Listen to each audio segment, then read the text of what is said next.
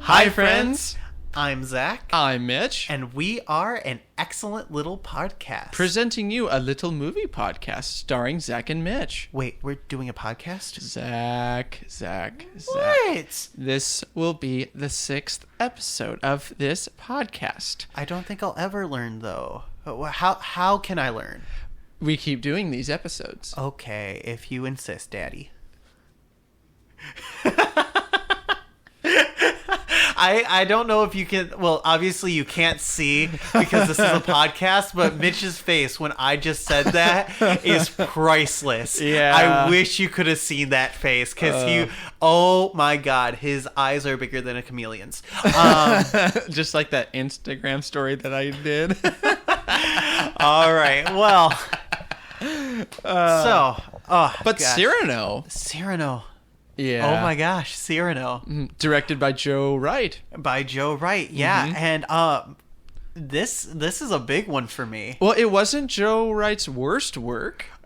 Just don't bring it up, please. We're gonna have to. Please, I mentioned please it. Don't say it. Please don't say the forbidden. He made Pan. Yeah, he made that movie. Oh, that god awful movie with Hugh Jackman. Love Hugh Jackman. Yeah, I do too. But no. But not this. No. I'm not gonna say it. No. I'm not gonna say it.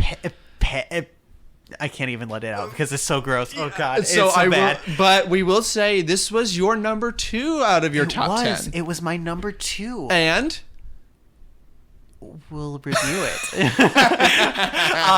No, I don't want you to lead. I don't want you going into this review thinking I thought it was bad. Absolutely not. We'll get into this review, and right. I genuinely have a lot to say about Cyrano. There's going to be so much that I'm going to talk about on this because I'm so excited to talk about it. I think.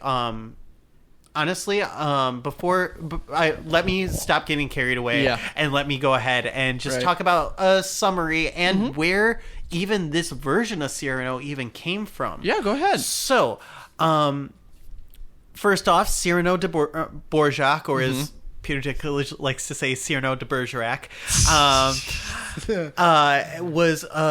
was actually a real person that did live. He was not a little person. No. And he really didn't have a deformity. Some about his nose. But when we Edmond Rostand was a novelist. He was a French novelist, and he basically created a novel, a drama, based on Cyrano's life, but he used elements of it, but added a lot of myth and fantasy to it, and included a deformity. Right. And that novel has been written into many different plays and has been adapted a whole bunch of ways. And the deformity that he added was the nose. Cyrano's nose is supposed to be extremely long. Like Pinocchio's? Like Pinocchio's, but it doesn't grow. It's just extremely long compared to everybody else. And, but while he may look disfigured, Cyrano is an expert linguist, extremely well-versed poet, and a extremely talented duelist. Yes. He exceeds in everything except for beauty. Yeah. Story of my life. Which leads to which leads to the issue of the show or of the novel, which is he has fallen in love with a childhood friend, Roxanne, but has never been able to confess his love. However, Roxanne confesses her love for another by the name of Christian. But Christian is not well versed. He does not have the wit that Cyrano has, but that is what Roxanne wants. She wants the wit of a man, and so Cyrano basically acts as Christian's voice to make him witty through letters that he writes to Roxanne. Or for those of you at home, it's basically a high school jock begging a high school nerd to do his homework for him. Basically, but it's so wonderful. Yeah. But I will also like to add that this is actually not only is this adaptation of Cyrano an adaptation of the original novel, but this version of Cyrano is actually an adaptation of a stage play that was brought in 2019. It was adapted by Erica Schmidt, who also directed the show. It came off Broadway at the end of 2019. And it also starred Peter Dinklage. Exactly. It starred Peter Dinklage, and while the actress that played Roxanne, Haley Bennett, while she wasn't in that final cast that was off Broadway, she was workshopping it before it got to that theater. And Haley Bennett is married to Joe Wright, who directed Cyrano, and he also directed. No. No. That's going to be our bit. But he saw the workshop. So his wife was in the Cyrano workshop, and she brought him to one of the workshop rehearsals or shows, and he fell in love with it and was like, I need to bring not only this adaptation of Cyrano to the big screen, but also as much as this cast as I can. Right. So Peter Dinklage was Cyrano in that stage production. You actually had a couple of cast members from Hamilton in there. You had a couple of cast members from various things. Very few did make it to the screen. Primarily, it was from the only ones that really worked on the show from New York that made it to the silver screen were Peter Dinklage and Haley Bennett. But they brought as much of that stage adaptation as they could to the silver screen, which was really, really nice to see as a fellow music theater person. I love seeing that and getting to see a stage performance realized on the big screen. Yeah, and they played it really well, because sometimes if you like Mamma Mia, sometimes Broadway musicals just aren't meant for the big screen. And even though this wasn't technically a Broadway show, it was still a stage play. Yeah. And it was done really, really well, brought to the silver screen. Yeah. So yeah, we wanted to give you that backstory. And we'll go ahead. We'll split this review, as we always do, into two parts, a non-spoiler and a spoiler side. And before we get to those spoilers, we will give you our review of whether we ate it up, whether we thought it might need to cook a little more, or would we feed it to Zach's dog? To Jazz. He's a really well-fed dog, but we want to make sure that we only feed him the things that we do not want to watch. Yeah, because he's a good puppy. He's a good puppy. Yes. But enough of that. Zach, since this is your number 2, can we hear your first impressions? I loved it. I thought, oh God, I was so entranced by so many things, by so many performances, the music, the choreography, the designs, everything was just so well done. And yes, you could tell a little bit that it was a stage adaptation coming to the screen. There were some things of how you could tell, especially with Peter Dinklage's performance, that he was bringing a stage role to the screen that he performed on stage. So some of his acting choices were a little bigger because he was performing them bigger on a stage where you would have to go to the back row, as opposed to a camera being in your face. So some of the details could have been a little overacted, but he did translate it still immensely well. Absolutely. And Joe Wright, even though he did direct, said, I won't say it. That's what I thought. The little boy who goes to Neverland movie that was really not that. That is a ride at Walt Disney World? Yes, And it also stinks. But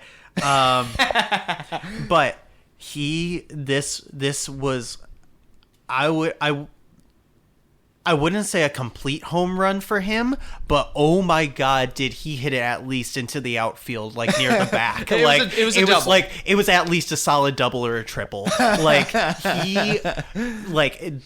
he hit it and he smacked it. Yeah. If it was at least a triple, maybe a home run, not an out of the park, but like an inside the park solid, like 100%.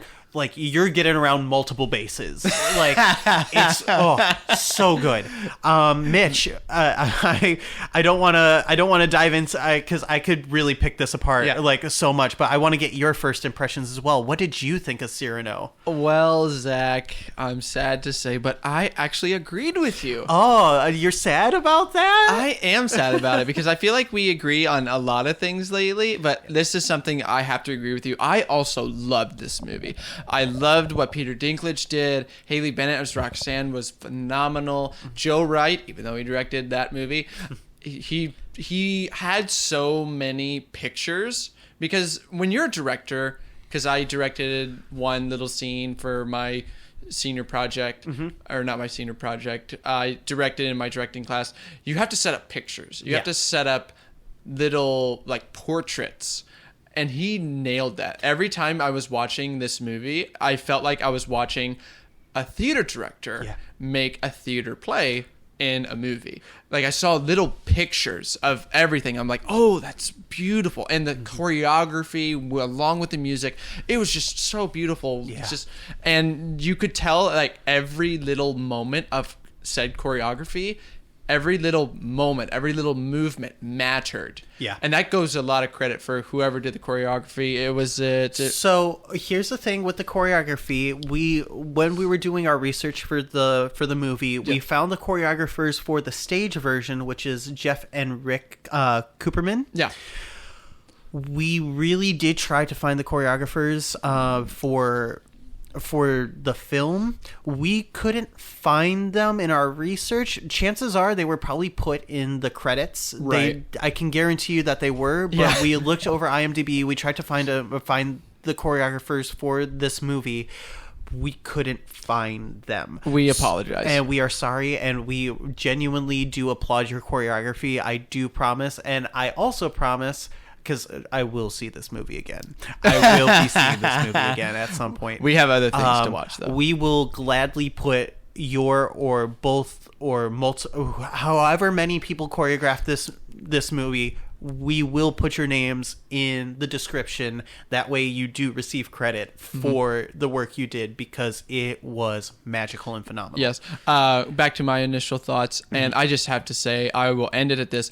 Peter Dinklage made this movie. He was beautiful. I mean, just a remarkable performance. Yep. I can't say much more. And I know you, because I didn't know much about this movie until you told me about it in our top 10, how I didn't really know it was going to be it's not really a musical. It's more like a movie that has a play with song. Yes. Yeah. And I didn't know how Peter Dinklage was going to be when it comes to singing, and he did well. He wasn't too shabby. No.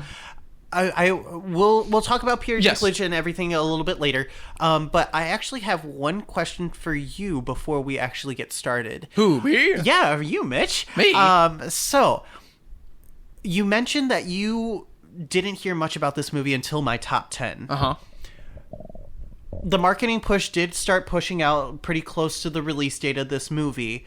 But that being said, let's say that you did see a trailer for this late, the week that it was going to come out. We hadn't talked about it. It wasn't on my top 10.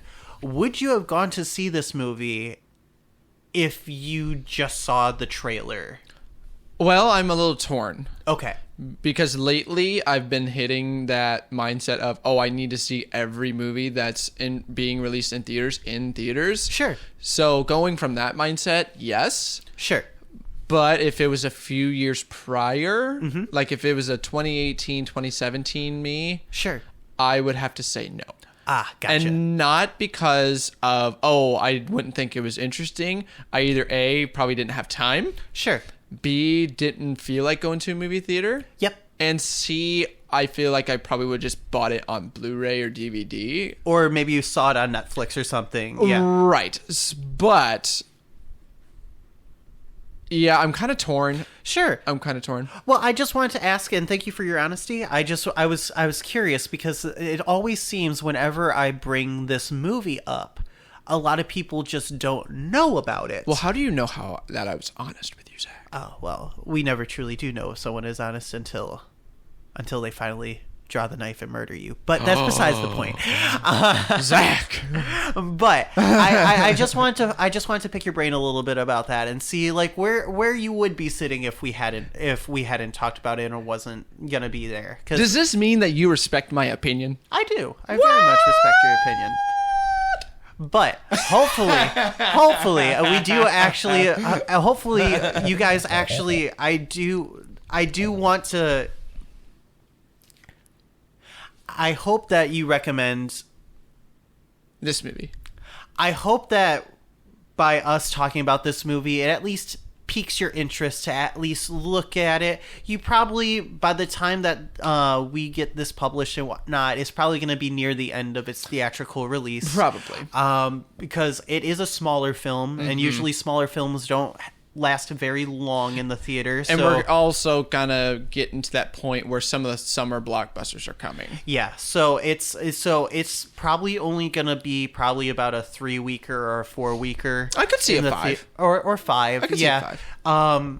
But it's probably not going to be in the theaters very, very long, like a Doctor Strange or a Black Panther or anything. We're not there yet. I know, but I'm just saying, like, they probably, like, those big blockbuster movies usually stay in the theaters longer than something like Cyrano. So so that's one thing I will say. I definitely highly suggest giving it a look if you ever have the chance. But enough of that. Let's talk about the cast. Yeah, let's talk about the cast. But we gotta start with, I mentioned it in my first impression, Peter Dinklage as Cyrano. The man, the myth, the legend. I mean, he was a god in this movie. Oh, there is something about an actor when they play a role that they genuinely understand. Mm-hmm. They understand the character's wants, needs, and just embody it. Yeah. And that's one thing that I think this adaptation of Cyrano perfectly cast. Because one thing... I really love Peter Dinklage, and I love that he has been as successful as he has, because we very rarely see little people in big movies and as actors and actresses. Right. So to have that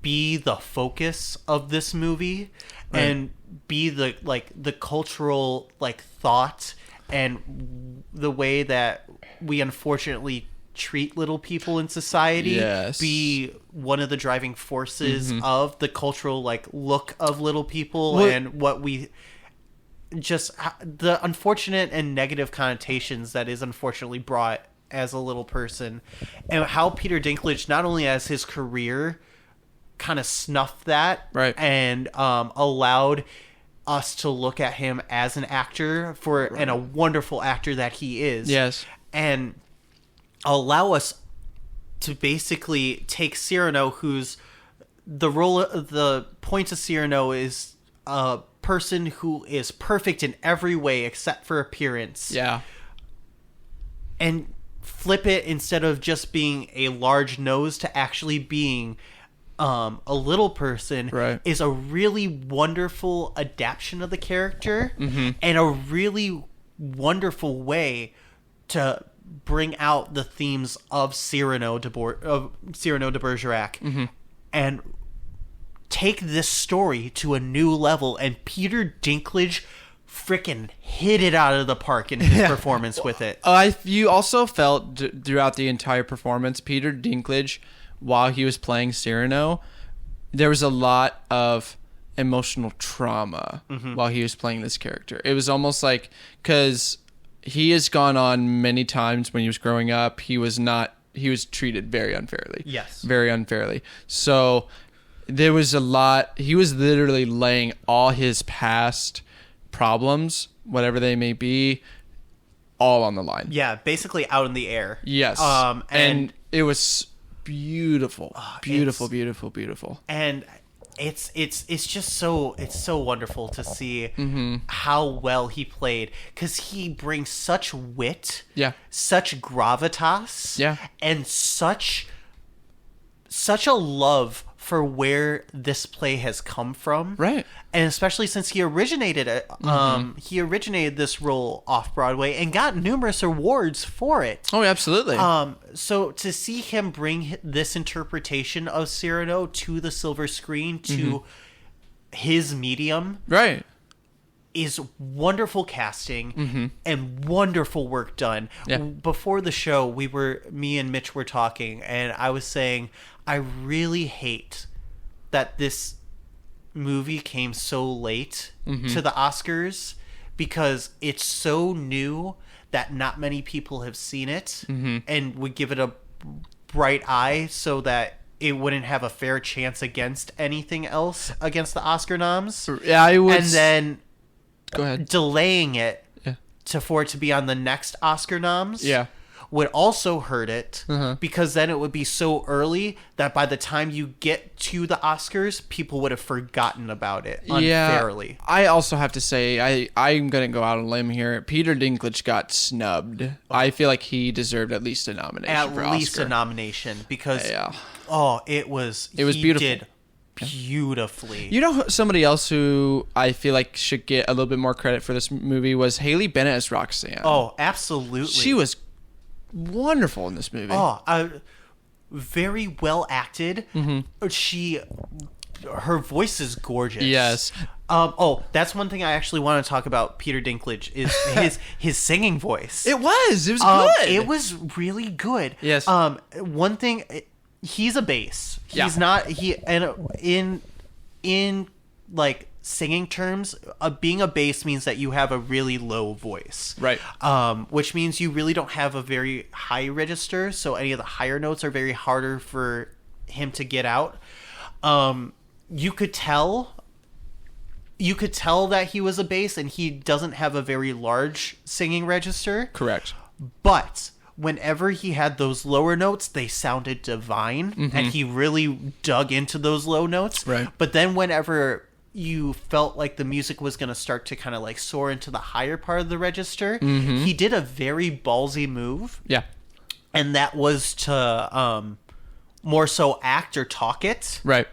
Which for a singer, that's hard. You would, for a singer, that's sacrilege, because you consider the high notes, the money notes, the things that soar. How he played it, he said, no, I understand that my higher range is a weaker part of my repertoire, so I'm going to steer into my acting, which I know is really great and is a strength, and I'm going to use that. So he really well navigated that and used rhythm. He rhythmically was doing it. Yeah. And was making and going through the song at some points when it would have been a higher notes, but was still staying on rhythm, and was acting his heart out with that rhythm, and killed it. Yeah. Absolutely did a wonderful job. So I do want to praise Peter Dinklage for that, that while not being a very high singer, still brought his A game for when he could sing, and when he had to go back to his acting for the higher stuff, did really well at doing that. I did have to interrupt just because I did want to get that final note with Peter Dinklage. But yes, let's go ahead and move on to Haley Bennett and her amazing things. You were starting to bring up, what was your thoughts on Haley Bennett? She was very, very beautiful in this movie. Her chemistry with Peter Dinklage was actually much better than what I was anticipating when I first saw it, because Haley Bennett played Roxanne not as a ditzy character, and she obviously not high maintenance because of circumstances in the movie, which we'll get to later. Sure. She almost played it as, dare I say, kind of a straight woman. Yeah. Almost to that point. And very serious, very intelligent. Yes. She's basically looking for her equal in a partner. Correct. And she always was. It wasn't your prototypical 1800s female, because I feel like this was more Renaissance, so I would say it's more 1600s. But really? You're right. Yeah. Yes. Pardon me. No, you're fine. The book was written in 1897, which I think is where your mind got that date from. But yeah, it takes place in about the Renaissance time, the Queen Elizabeth's side.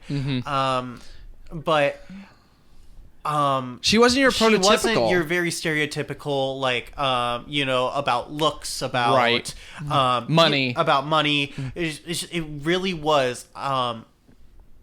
I want a partner. Yes, I want somebody to love and genuinely love, and can match wit with, and someone to love, and live the rest of my life with.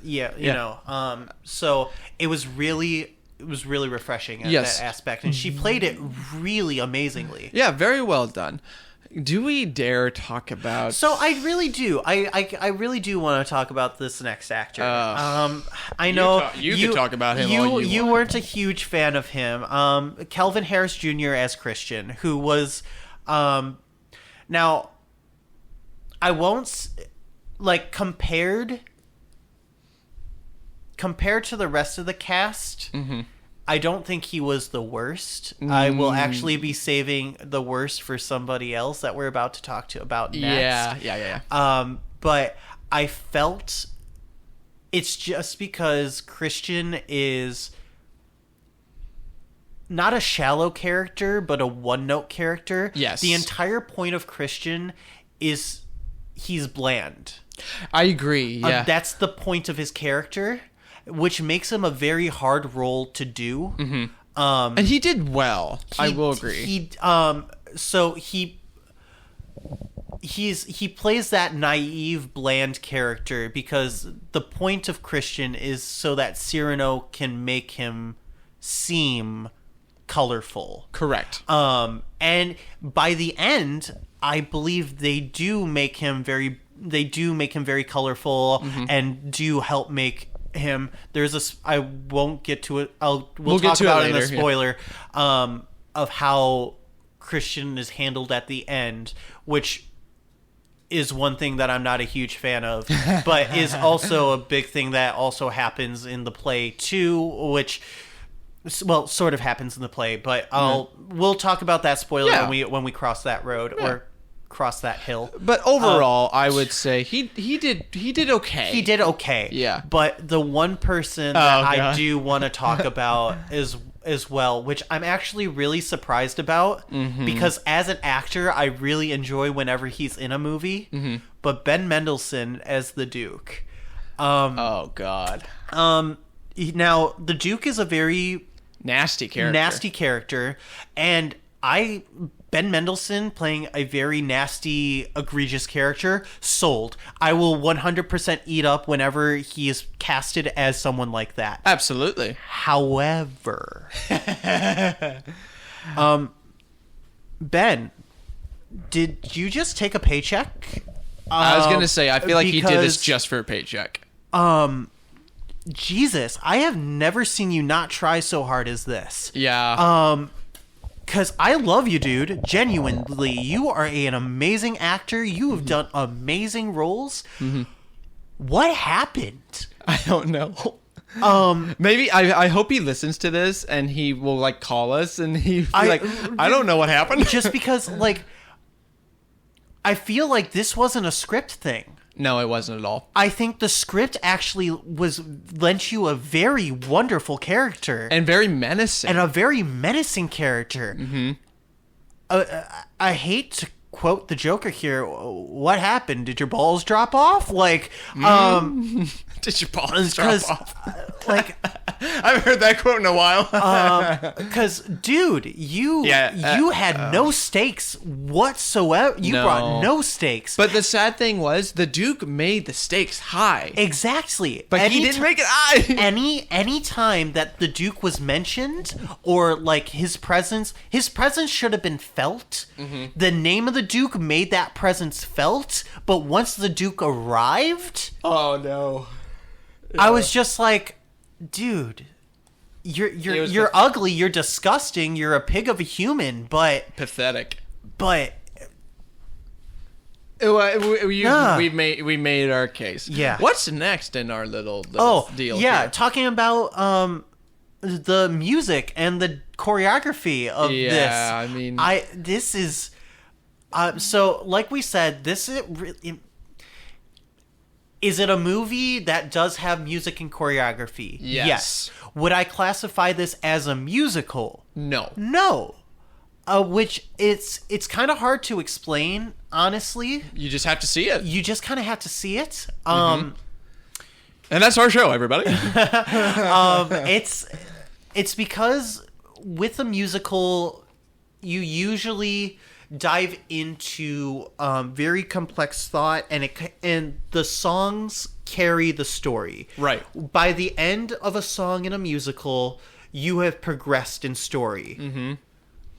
While that sometimes does happen in this movie, the story kind of just stayed put. The story usually stayed put. It was more a look at what the character was either feeling or thinking. Or seeing.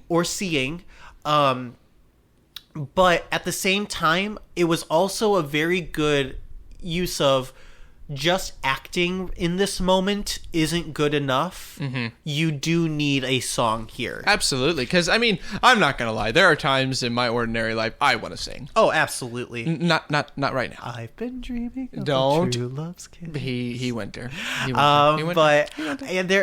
are moments where, just acting doesn't convey the right emotion. So breaking into song makes sense. Mm-hmm. Like in the shower. And like in the shower. But the music and the dance and the choreography I thought was really, really wonderful. We'll get into the spoilers of the ones where I thought of a specific song that I think it worked extremely well for. And I'm sure everybody's wondering, do people actually break out and dance in their ordinary life? Yes, they do. I do it Disney, all. Dang it. It exists. I've done it. Zach, I know you've done it. We've actually done it on stage together, I'm pretty sure. 100%. Absolutely. And we'll do it again. Absolutely. And I will have no regrets. And there may be something in the works in terms of a little deal that we may be doing. Maybe, but we'll talk about that when we cross that bridge. Yeah. But anyway. But speaking of like that pacing. Pacing. For me, I if I may. Yeah. I feel like this movie, compared to other movies such as this, like a film with song. Sure. I feel like it was a little bit slower. Sure. But I enjoyed that. Sure. So slower, but not in a bad way. Yes. Yeah. Because you know how you can tell when a movie is feeling really slow. When it's dragging its feet and it's going through. Like 355? Like 355. Yeah. I feel like each scene was necessary. But every scene in this movie had a purpose. But that was the thing. Like it never dragged. No. Each reveal was done really well. Mm-hmm. Each scene, even with the Duke, was all necessary. And there was never a dull or wasted moment, I felt. Mm-hmm. Every moment was earned and well. I never was sitting in the theater went, okay, when's the next thing? Right. There were a few bits in the movie where the pace really picked up, and we'll get to that later on in our spoiler, because there's a few, dare I say, fight sequences that really picked up the pace. Oh, yeah. And it was, I'm not going to lie, You mentioned Peter Dinklage. That guy can fight with a sword. Oh, dude. Oh, so good. And that really paid off. And there was like a little bit in the movie, like, oh wow, here we go. He's got a sword early on too. Yeah, early on, and it's great. And we'll get to it. But the next thing that the last thing that we want to talk about with our non-spoiler section is going to be the general design and locations that they shot at. Very well done. Gorgeous. Yes. When you shoot when they did the city, you really only had like a few locations, but all of them were very, very well used. You saw them at multiple times throughout the day. And there was great. And then when you get into the later part of the movie, I won't say it because it is actually a spoiler. But the rest of the locations that they use in the movie are immaculate, and they are shot so well. And then the costume designs are gorgeous. Yes. They do the Renaissance justice. And they do it so well. It's absolutely design wise, it's just so beautiful. Yeah. But you know what? I think, Zach, they really want to hear our review. They want to get to our review. All right, Zach. Absolutely. Your number 2 of your top 10 most anticipated movie is Cyrano. What is your review? I ate it up. Really? Gosh. I could talk so much. I could continue talking about this so much longer than we will talk about this here. But we'll be here for a couple hours. I will say there are a few things that don't make it a clean, like we hold like the clean plate for when we talk about it as like the high echelon movies. This is a really phenomenal movie, but it won't go down as one of the classics. Yeah, it's a very wonderful movie. Don't get me wrong. I enjoy it. It will be one of my favorite movies that I will have ever experienced, and it's great. And I ate it up. It's a phenomenal movie, and I really want people to go see this movie. But Mitch, what do you say about this review? Well, you're gonna be a little disappointed. Oh yeah. I ate it up. Yeah. Oh, good. Oh, thank God. I thought you were going to be disappointed that I agree with you. Oh God, no! I'm so happy. I'm so happy. I'm happy that again, it's a movie that you wasn't really on your radar. No. And I was like, come see this movie with me. And you saw it, and you're eating it up. And I feel like that's always like so precious as a movie fan for you to bring a friend and be like, come see this movie with me, and to have them enjoy it is just so great. All right, so you've heard our review. Now it's time to get to the spoiler part of this. Spoiler warning. Spoiler warning. So if you want to not be spoiled, then I would turn off this podcast in 3, 2, 1. Zach. All right, so if you're still here, we are. I'm so happy if you're here, because hopefully that means that you've probably seen this movie, or you just don't care, and you want to hear us talk, about it. So, which I would be very surprised. The first thing that I do really want to talk about is how flat out the death scenes. Yeah, they were really quick too. Specifically one of them was really quick. Yeah. Christian's death. Yeah. So in the play, Christian has, in multiple versions of the plays, he's died. He dies going to war. This was an interesting way of doing it, because basically in this movie, he just ran out in the middle. He just ran out in the middle of the field, which they were like. Yes, they were being brought to the front, and they were told that they have to attack. Yeah, they were gonna die. But regardless. Jesus, Christian did it with like balls. Here's the thing, like it was a moment that I just didn't feel like was earned, because it came off of a scene that was going to be, I felt like, really, really well, but then just capped with his death, which hurt the scene. Yeah. Because to give it context, Christian finds out that Christian knew that Cyrano was writing the letters for him. Right. He just didn't know how many letters were being written. Yeah. And then he found out it was he finds out that it's a daily thing, and he couples it with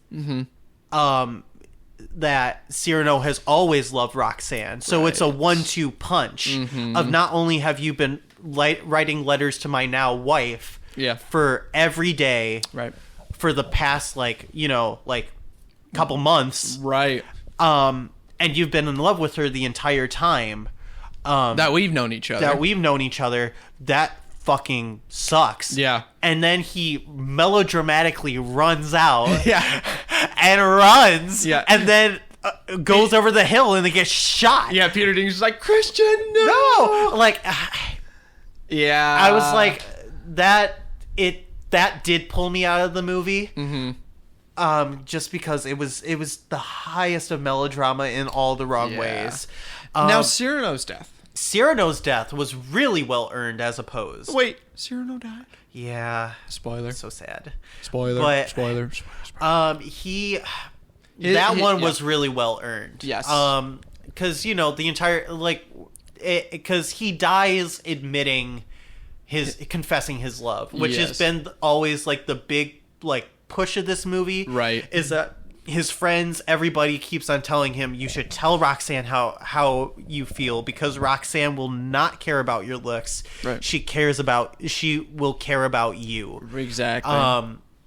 And he always pushes it aside and says, no, she deserves someone who is as beautiful a face as of wit. Right. And then as he's dying from also getting shot, he has a war wound, and it's lasted for 3 years, and it just finally gets to him. It finally paid off. It finally paid off, and it's done really well and really beautifully. But at the same time, I kind of want to talk about this. Well, here, I'll let you talk about about your thoughts on all the deaths that do happen, and then we'll talk about that specific last scene and what I thought could have been done better. This is going to be quick. Yeah. So I also did not like Christian's death. I feel like the moment was there. It could have been very beautiful, and it really kind of was. But so a little bit of a scene, like a shot for shot way it happened. Like, he runs out, he's there, basically throws his arms out, telling them to shoot him, pretty much, if you really think about it. Like inviting it, yeah. Yeah, and Cyrano's like, Christian, no! He gets shot, he goes down, Cyrano goes down, and then Roxanne goes down, and then the Duke rises up. Yeah. It was almost like Joe Wright was trying to do kind of a big picture of, the good has died and the evil has risen, but that it didn't really make sense. Yeah. It just didn't fit for this. Yeah, part. It was weird. It was kind of pointless, dare I say. I mean, I get it, what Joe Wright was trying to do. Yeah. It was almost like, the husband died, the Duke has won. Yeah. But wouldn't it have been better if it would have been better for the Duke if both of them died? Yeah. That would work. And that was the point of the Duke sending the regiment, so that he would get rid of Christian and Cyrano in one swoop. But it didn't work because Cyrano didn't die during the battle. He survived. And his death, Cyrano's death, was also, I have to agree with you, very, very well done. Yeah. It was almost like, I have all this bottled up in me, and now I can finally say, because I know I'm on my last breath.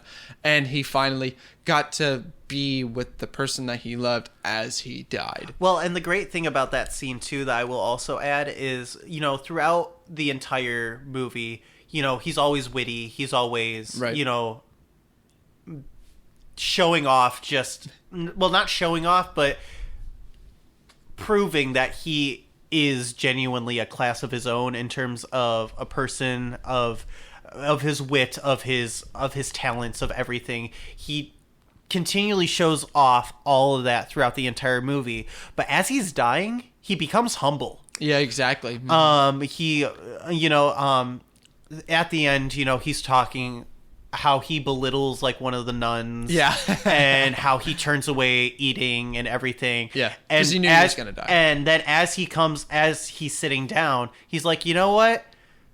maybe I will have some soup. Mm-hmm. You know what? Yeah. You actually are a great nun. And like they're like, oh wow. But like they do a really nice come around for him at the end, which I think is really amazing. Speaking of that last scene, yeah. So it takes place so after Christian dies and we have that war scene. Yeah. The screen goes black, and then it's a screen card comes up and says 3 years later. Mm-hmm. We flash and see a hospital, and we see Roxanne, and she really doesn't look very much older. No, not at all. But it's only 3 years, so like you're not gonna look a whole lot different 3 years later. I do. That's fair. But like not. But then you flash to Peter Dinklage. This man looks like he aged like at least a decade, if not more. It didn't sit right with me. Which I understand if the war wound, man. Like you know, coming back from war, you're gonna be changed, and maybe your appearance is gonna be changed. Like you're gonna be more rugged, you're gonna be more like wounded. Like I get it, right? Like you only have to look like at a president. Like after like if you look like at a president at his like inauguration and then like his last day in office, like their hair is usually like white, like it's usually like looks terrible. Like they look like they've been through hell. Yeah. From their first day to their last day. But it's but that's the thing. Like I get it. Yeah. But it just when it came to that death scene, he looks so much older than her. Right. So it just played really weird in that aspect. Yeah. It was a great scene. Right. Absolutely. And like I think what did it was like they put gray in Peter Dinklage's beard. Yeah. And he kissed her. And I was like. What? I feel like the beard was what got me. I think that was like me he too. could have a beard, but it just couldn't be gray. Yeah, or like let it still be like colored. Yeah, maybe a little hint of gray, a touch of gray. Maybe it looked, but yeah, it was like almost like completely gray, and I was like, it was bad. It was like no, like I get you want to show the passage of time, but like it didn't work. That don't show the passage of time on only one character. Yeah, I'm gonna have to agree with you. That just did not work for me. Okay, so the next part that I want to talk about is exclusively a music theater, let alone just music person. Yeah. Like little Easter egg. It's not an Easter egg. I have a feeling they just were like, "Hey, want to do this?" And he said yes. So one of my favorite singers of all time is Glenn Hansard. I think he's an Irish singer that has done such great music, and he for those who are fans of musicals and music theater, he created Once. For indie films, you know that as the little indie movie, and for musical fans, you know that as one of the best musical winners of 2012. Mm-hmm. His music is just so amazing and wonderful. Mm-hmm. And during the battle, there's this like great little song about soldiers writing letters to home, knowing that this is probably going to be their last letter. Right. He's the very first soldier, and you pan right to him. I audibly gasped. Yeah. And Mitch looked at me like, "What?" And like I was like, "I'm sorry, it's Glenn Hansard." I was beaming ear to ear. Like, yeah. Yeah. It was. I gotta point it out. Yeah. I mean, wow. I mean, I was shocked. I had to check his pulse. I'm pretty sure. Didn't I check your pulse? Yeah, no. I was genuinely shocked to see him. And it makes sense. It's not like he hasn't acted in film because he did once. But it's just it genuinely took me by surprise. So I was just so happy to see him. Absolutely. Oh gosh. But you know what? Enough of that. This is our end of our review, Zach. Yeah. Is there anything else you want to talk about? Because I could, again, talk about this all day. We could, but, you know, we have other things.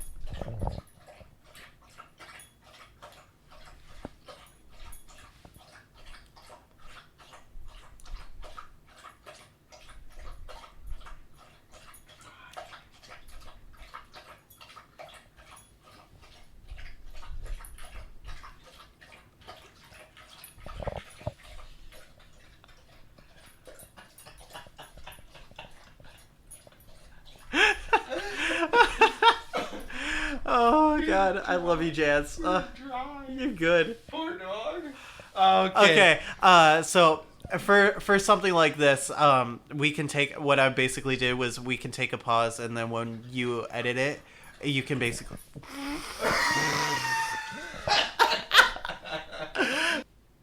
Well, Zach, that's the end of our review. I think so. Yeah, Cyrano 20.